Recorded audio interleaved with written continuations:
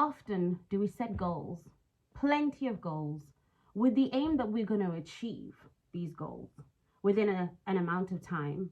And unfortunately, for the majority of us, we set out with the intention to finish, but we fail every single year.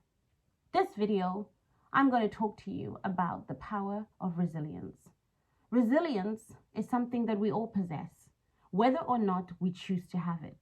We always have to have that ability to bounce back time and time again. This is Pamela Ruth talking to you on the Confidence series. Confidence, the integral quality we all need to possess, but somehow fail short. We live this life of mediocrity. We just sit in the shadows, in the background, and we fail to progress because we choose to just meander. We choose not to go for gold. We choose not to make the choices that will get us to where we need to be, which is obviously the most successful and the best version of yourself. So today, I want to talk to you about a couple of steps, about the things that you could be doing right now to change your position so that you can actually achieve the goals that you've set for this year, 2025. Yes, I know. Everybody tells you, new year, new you. And of course, everybody wants to embrace that. But there is something that is integral in all of us that will change the direction and the trajectory of who you end up being on the eve of 2026. And that is confidence. Confidence and resilience are very good cousins. They work hand in hand. How many times have you said to yourself, I'm going to do that resume. I'm going to go on the dating apps and try and find love. I'm going to try my best to get a promotion at work this year. I'm going to buy that house. I'm going to improve my credit rating. I'm going to get that new car. But every single year, you fail to get to the finish line. Yes, there's distractions. There are so many of them now in this world. Talk about social media, AI, that is just booming. Talk about the fact that we spend so much time scrolling, but we don't actually have any self-awareness. We don't actually take the time to look inwardly to see what it is that really is the missing ingredient, and that is confidence.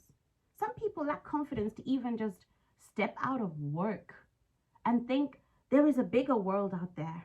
I've been doing this job for 20 years, and why is it that I'm still here doing the same job year in, year out, getting the same pay, not being recognized for the qualities that I actually possess, not being recognized, or even better still, leaving that 9 to 5 and actually starting your own projects, the things that you really desire, the things that are your actual purpose, the things that are the qualities within you that will propel you to be successful in what it is that you endeavor.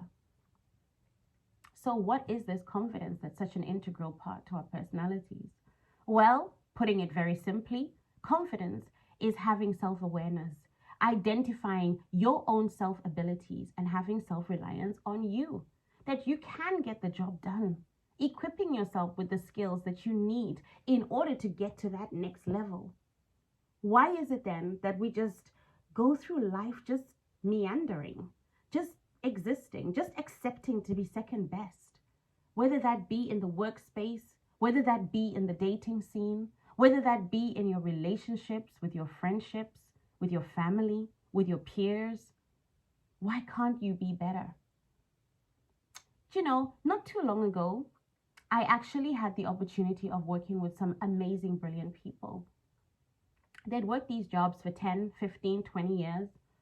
But when I looked deeper into their personalities, they all had a skill and an ability, something that we would maybe reference to being a dark horse. Somebody was artistic, maybe somebody who drew cartoon characters, somebody that had the ability to speak, somebody who had a running track and was a great athlete, somebody who just fallen on the wayside and given up on their dreams. And yet so often we just are willing to accept our lot in life. Well, that's it then, there is nothing more to this. But if you have resilience and confidence combined together, when you take those knocks, when you take that rejection, when you wake up and you get up out of the wrong side of the bed and you think, well, here we go again. Why is it that we don't just say, you know what? I'm grateful, number one, that I have life. I'm grateful that I'm breathing and I have all my limbs. So there's nothing that can stop me. I have all the confidence that I need to get to where I need to be. Take sizable chunks. Make a plan. Execute. Have an accountability partner. And make sure that you actually are taking the time to assess your progress. Because that is the key. Assessing your progress as you move along in this year. And making sure that every single week you have taken sizable steps, whether they're little chunks, but sizable chunks that are going to get you closer and closer to the goals that you set. Yes, it is important to have the vision boards.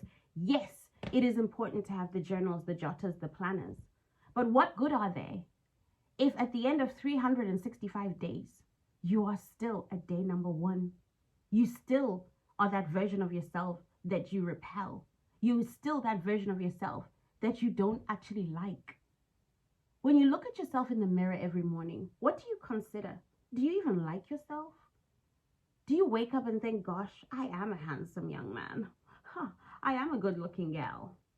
Do you consider that in you there is a deposit that has been made by our Creator? That there is something that is more to this life? There is something more? Something that is just calling you to somewhere else.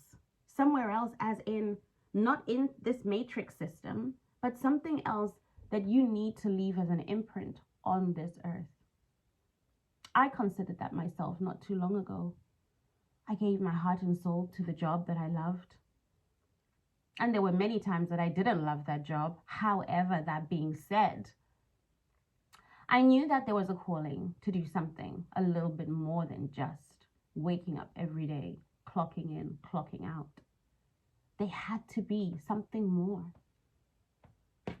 So I can share my life experiences. I can coach, I can teach, I can public speak. But at the end of it all, do you love what you're doing? Or don't you? And if you don't, you need to ask the question, why? Why don't you love what you're doing? What is it that's within you, that you possess, that you know, that you really, really, really know is your calling and your purpose? That very one thing that you know that you need to do. Too often, we are just satisfied.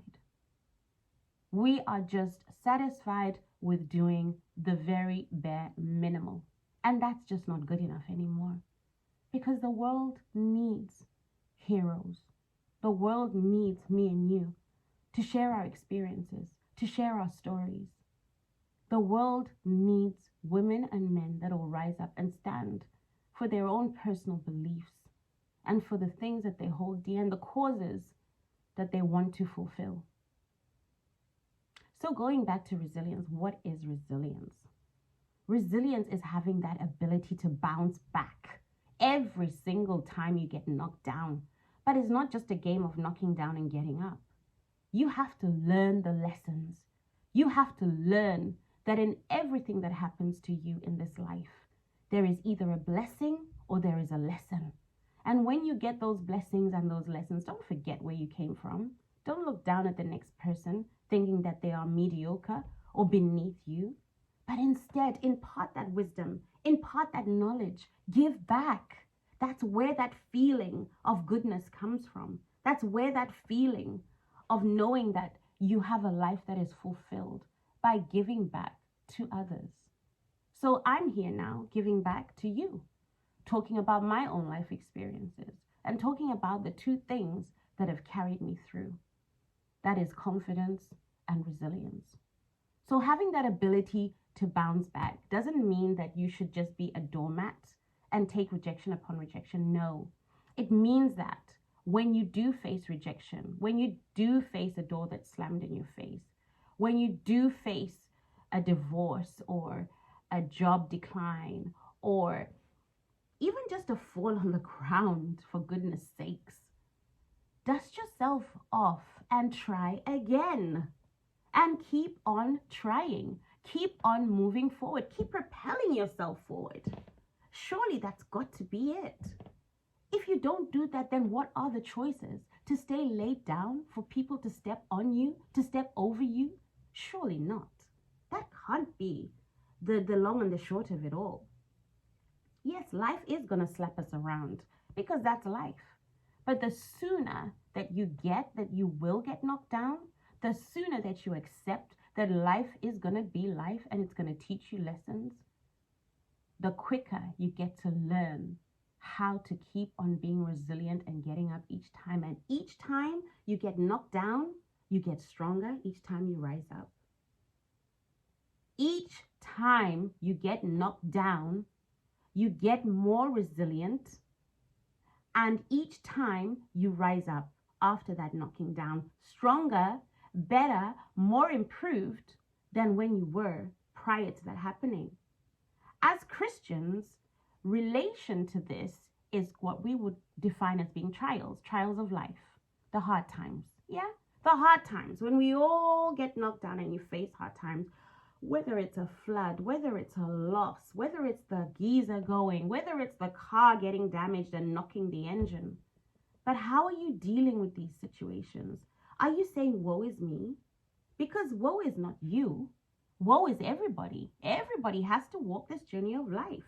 At each stage of life, each and every one of us will go through some sort of a trial, some sort of a tribulation, as it were. Each and every one of us will be tested in the fire. Each and every one of us will face some sort of hardship. There are so many millionaires and billionaires out there that have been bankrupt several times. But what is it that causes them to have the ability to rise up again each and every time and still not just make the same million that they lost, but even double, triple, quadruple that amount of money? Because they have the skills, they have the self-awareness, they have the self-reliance, and they have that ability within that power of resilience. Now, confidence plays its part because each time you get knocked, your confidence gets knocked as well, unfortunately. So you can have a little pity party. Everybody is afforded to have one. We have emotions after all. We are human beings. So when you have this pity party, the actual idea behind having that pity party is to have the smallest party possible, right? Don't start ringing auntie, uncle, long lost cousin. This is what happened to me, because you're just giving energy to that thing. Instead, be solution driven. Find the solution to the problem, recover quickly from that downward spiral, and get back onto the top. Not only does it give you a sense of ownership, but it gives you a sense of resolve. You are resolving that situation by owning that situation. And so I impress it upon you. I really do. You mustn't go through life just being a mediocre existence. Be who you are born to be. Confident and resilient in every aspect of your life. Not too long ago, I found myself in a situation where I had a loss. Not a loss of a family member. I've lost them and I have lost friends too. But I had a loss of a very, very, very dear friendship. And this really did affect me for the longest time. But I also learned that human beings are human beings. Sometimes people want different things. Sometimes people go different ways. Sometimes the friends that you start off in life with are not the friends that you will end up being with at the end of it all. But having people that are loyal is also equally important. And sometimes when one door closes, another one opens. And in so doing, you learn the lessons. What part did I play? What part did they play? How could we have made the situation better? And in all relationships or aspects of relationships, that is what you need to assess when you are resolving conflict. You need to think to yourself, I know that this could have panned out differently. It didn't go my way. However, that being said, what did I learn from this? What are the lessons learned here? What are the takeaways from this situation? How could I have made things better? Or how could I navigate these waters differently for the next time? The next time when you've got up from the floor, and you've dusted yourself off and you're moving forward in life. And that's what resilience is about. That is what makes a resilient person.